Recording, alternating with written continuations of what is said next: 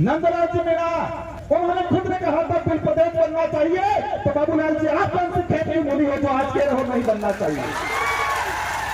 और राहुल गांधी जी खुद यहाँ बोल के गए हैं कि आदिवासी देश का मूल मालिक है। प्रतापगढ़ वाले साथियों, खोजना पड़ेगा उनके बाप दादा पिता माता बेरण में कहाँ रहते थे, क्या वो भी झूठ बोला है कि नहीं बोला। इसके सभी साथियों को जय जोहार। गोविंद गुरु महाराज को नमन। इस आदिवासी अंचल में काम करने वाले इस समुदाय के स्वाभिमान हक अधिकार की लड़ाई लड़ने वाले टाटिया मामा भील भक्ति के माध्यम से समाज में जन जागरण करने वाले संत सुरमाल महाराज, मावजी महाराज और साथ ही इस इलाके के अंदर मामा बालेश्वर, जिन्होंने आदिवासी बाहुल्य क्षेत्र के अंदर इस समाज को एकजुट करके इस समाज के लिए, हक अधिकार के लिए, स्वाभिमान के लिए अंग्रेजों से लड़ाई लड़ी, राजा रजवाड़ों से लड़ाई लड़ी। इन समस्त महापुरुषों को, इन गुरुओं को नमन करते हुए मेरी बात को शुरू करना चाहूंगा। आज ये जो कारवा पड़ा है, रास्ते में लोग आ रहे हैं, ये किसी के बुलाए हुए भीड़ नहीं है। ये 1500 आदिवासी 17 नवंबर 1913 को जो शहीद हुए थे, उनका खून है, वो बदला लेने के लिए आई हुई है। आज वो सपना पूरा करना है हमें। बड़े दुख की बात है कि 1913 में एक ही दिन में लाखों की जो संख्या इकट्ठी हुई थी गोविंद गुरु महाराज के नेतृत्व में, इसी पहाड़ी पे, इसी पहाड़ों पे आसपास के।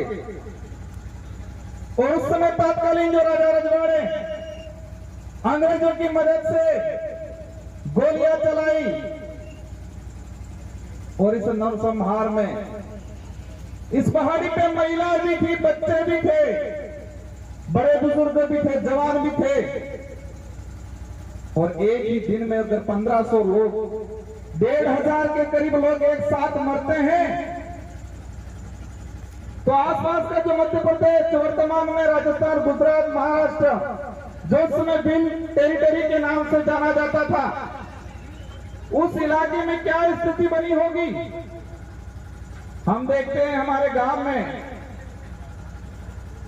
अगर गांव में कोई एक्सीडेंट हो जाता है, कि व्यक्ति मरता है, तो पूरे गांव को तकलीफ होती है, पूरा गांव दुखी होता है, पूरा गांव शोक व्यक्त करता है। और जिस परिवार का व्यक्ति की डेथ हुई है, वो परिवार सालों तक ऊपर नहीं आ पाता है। तो इसी पहाड़ी पे 1500 आदिवासी एक साथ मारे गए 1913 के दौरान। तो इस इलाके में कितना मातम छाया होगा, कितना डर घुसा होगा, कितना दुख हुआ होगा। ये जो गांव पड़ा था, वो गांव आज तक नहीं भरा है।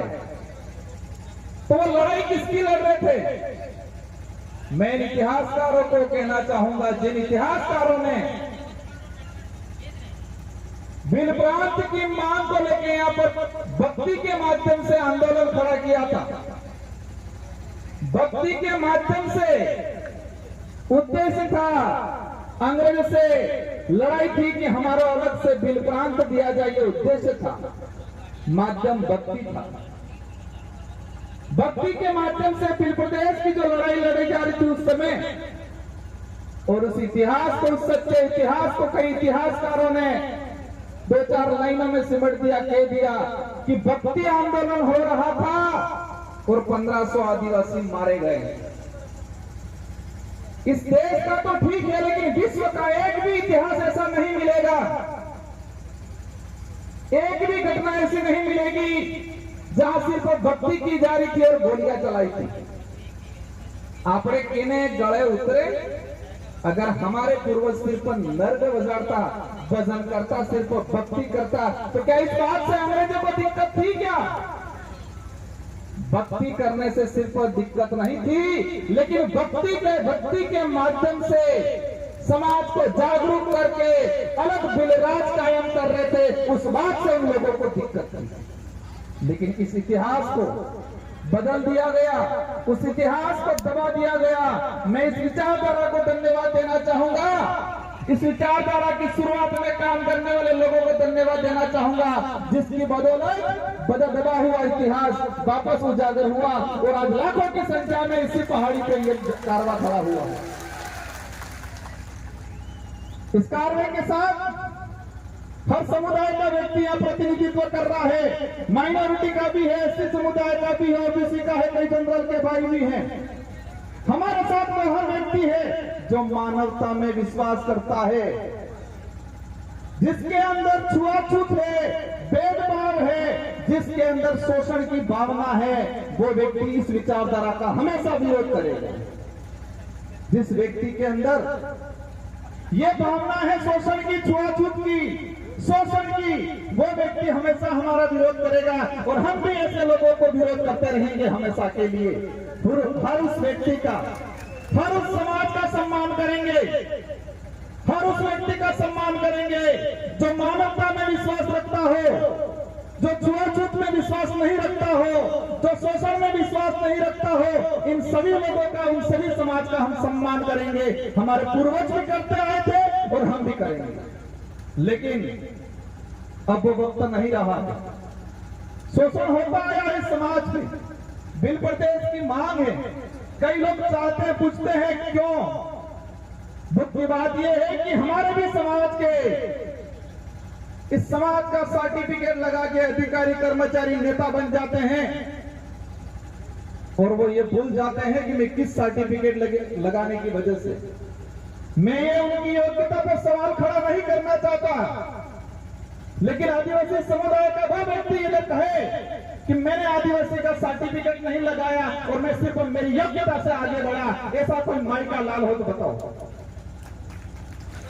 दुख होता है जिस समाज का सर्टिफिकेट लगा के बड़ा पेट करके बैठते हैं, बड़े अधिकारियों की पोस्ट पे बैठते हैं, लेकिन उस समाज का आदमी उनके पास जाता है तो वो हीन भावना से देखते हैं।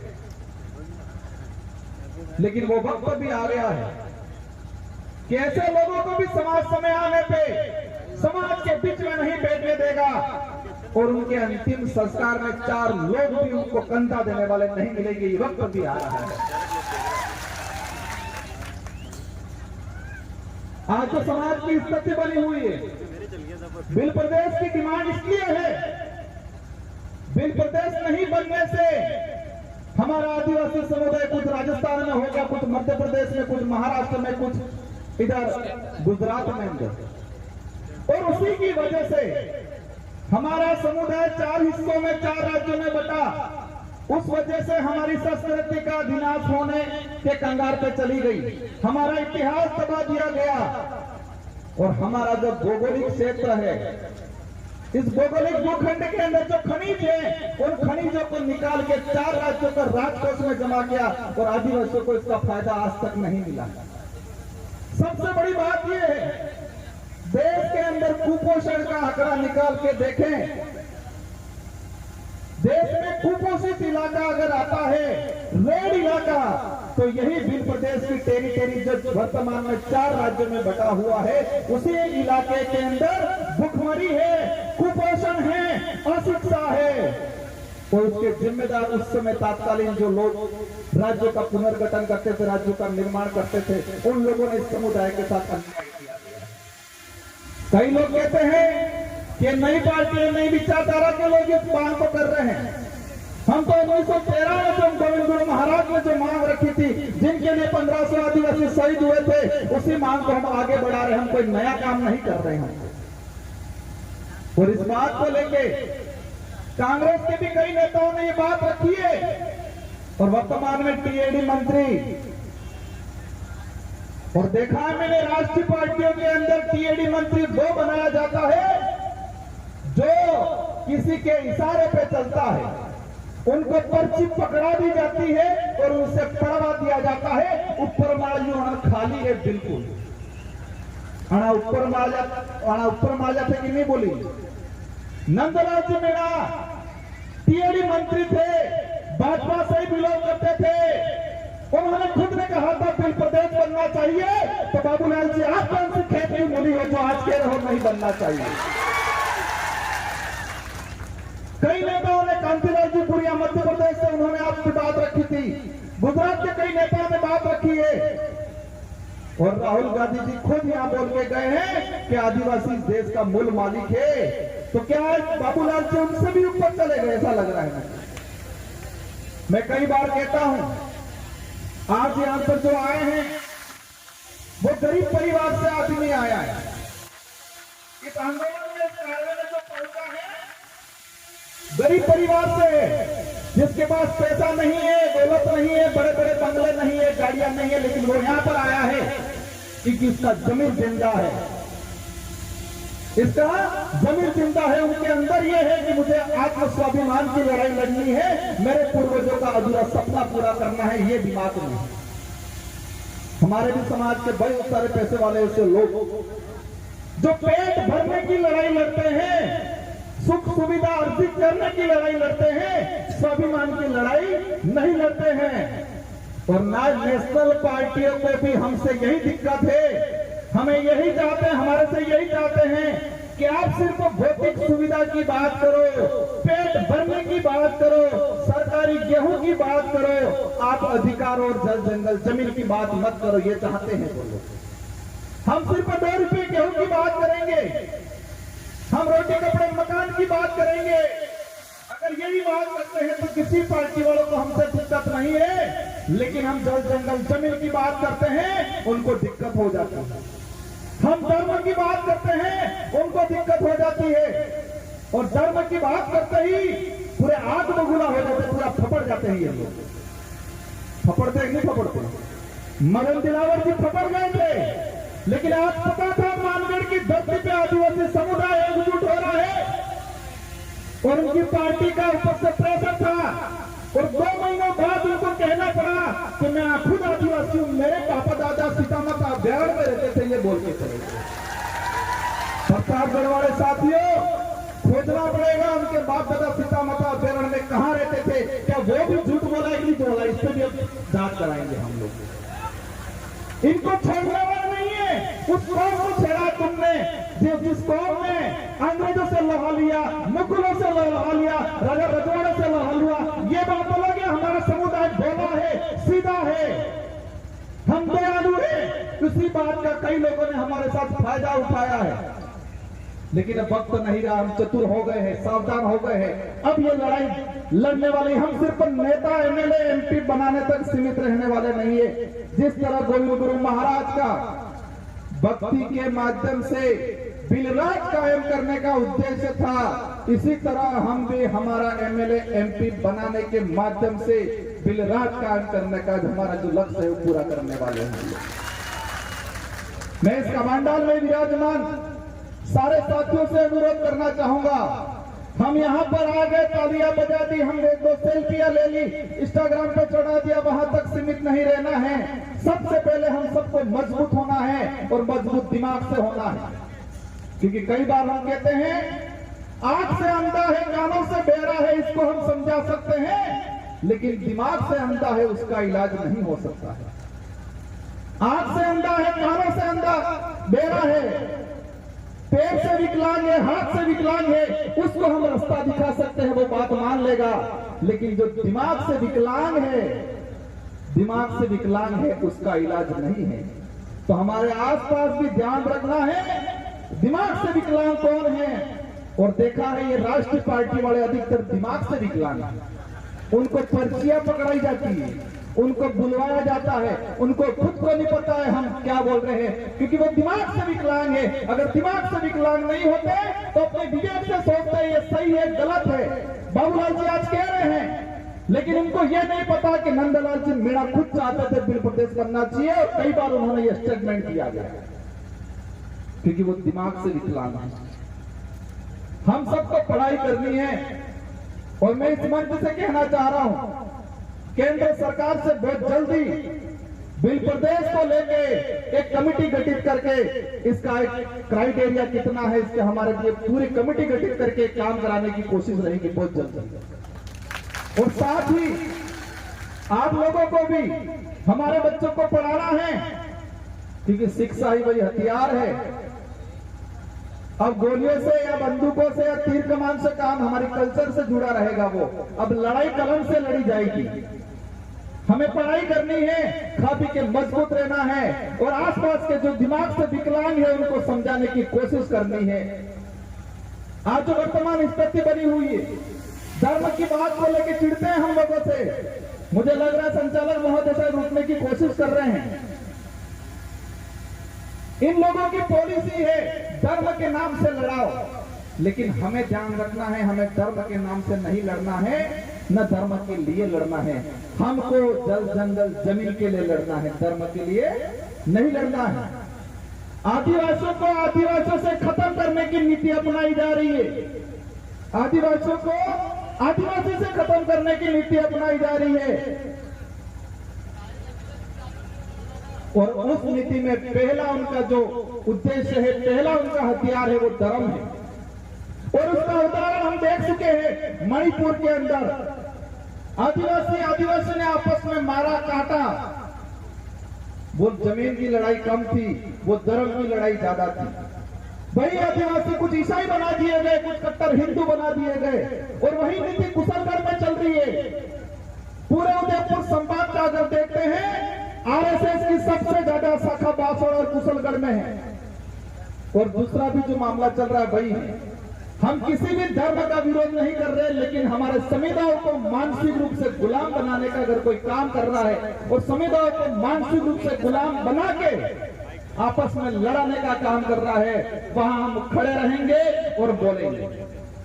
मणिपुर के अंदर लड़ाया, वही बाबूलाल जी जाडोल के अंदर लड़वाएंगे, और हमने अभी ये नहीं संभाला तो आने वाले समय के अंदर हमारा समुदाय जमीन के लिए, हक अधिकार के लिए, आरक्षण के लिए, स्वाभिमान के लिए नहीं लड़ेगा, धर्म के लिए लड़ेगा। हम धर्म पूर्वी लोग हैं, हम गोविंद गुरु महाराज, संत सुरमार महाराज, मालजी महाराज को मानने वाले लोग हैं। हमें दूसरे के किराए के धर्म में रहने की जरूरत नहीं है। इसलिए हम सबको मजबूती से खड़े रहना है। और आज जो आए हैं, हम क्षमा चाहेंगे, कुछ असुविधा हुई होगी। आज मैं एक एमपी हूं, हमारे 4 विधायक हैं, और हम आज से कह के जाना चाहेंगे, अगली बार बहुत शानदार व्यवस्था मिलेगी आप लोगों को। और कोशिश रहेगी, और आज सबको मिलकर कोशिश करनी है कि अगली बार ये पहाड़ी तो ठीक है, लेकिन वो पहाड़ी भी डग जाए, इतना कारवा बढ़ाना है इस बार। मोदी जी भी मजबूर हो जाए सोचने के लिए कि बिल प्रदेश के वासी जग चुके हैं, और इस कार्य में हम हर समुदाय को साथ में लेंगे। इस इलाके में रहने वाले कोई भी समुदाय हो जो मानवता में विश्वास करता है, हमारे पूर्वजों ने भी साथ दिया था। आज देश के अंदर महाराणा प्रताप को महान राजा माना जाता है। महाराणा प्रताप के पास कौन सी सेना थी? इस देश के अन्य सारे राजाओं ने अकबर की अधीनता स्वीकार कर ली, तो महाराणा प्रताप के पास कौन सी ऐसी सेना थी, कौन सी ऐसी तोपें थी? उनके भाई थे जगमाल और पृथ्वी सिंह, वो 2 भाई भी मान सिंह जी के साथ चले गए थे। और महाराणा प्रताप की तरफ से लड़ाई कौन लड़ रहा था? मान सिंह लड़ाई लड़ रहा था। लेकिन मुझे दिक्कत इस बात से है कि पाठ्यक्रम में वो जमीन और स्वाभिमान की लड़ाई थी, लेकिन उस लड़ाई को धर्म की लड़ाई के नाम से डालना चाह रही है लोग। किसकी लड़ाई साबित कर रही थी इतिहास में?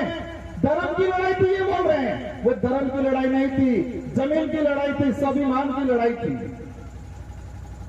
लेकिन आज इसको झूठा परोसा जा रहा है। वही कौम है जो महाराणा प्रताप के साथ खड़ी रही थी।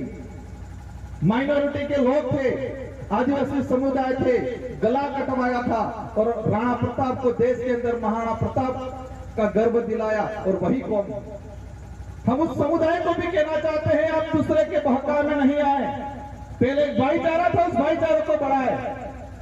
मैं दोबारा वही कहना चाहूंगा, हर उस व्यक्ति का हम साथ देंगे, हर उस व्यक्ति को साथ रखेंगे जो मानवता में विश्वास रखता है, छुआछूत, भेदभाव, शोषण की नीति से दूर रखता है, और हर व्यक्ति का हम साथ देंगे। साथ ही सभी साथियों को शांतिपूर्वक तरीके से जाना है। कुछ असुविधा हुई होगी, आयोजन कमेटी ने बहुत शानदार आयोजन किया है।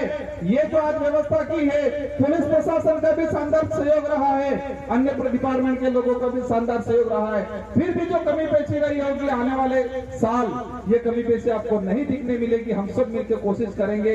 इन्हीं शब्दों के साथ आप सबको धन्यवाद। आप सभी आज प्रण लेके जाए, एक साल के अंदर हमारे बच्चों को शानदार एजुकेशन दे, खा पी के मजबूत रहे, सामाजिक मंच से बोलो। और पैर से विकलांग होंगे चल जाएगा, लेकिन दिमाग से विकलांग नहीं होना है। ये प्रण लेके जाना है। आज हम जल जंगल जमीन की लड़ाई लड़ेंगे, हम धर्म की लड़ाई नहीं लड़ेंगे। ये प्रण लेके जाना है। आज बांसवाड़ा के अंदर फॉरेस्ट के लेके, जगपुरा को लेके ये बात हम दिल्ली के सदन में रखेंगे और उसका समाधान भी कराएंगे। आप निश्चित रहे। इन शब्दों के साथ आप सबको धन्यवाद, आभार, जय जोहार, जय भारत, जय भीम।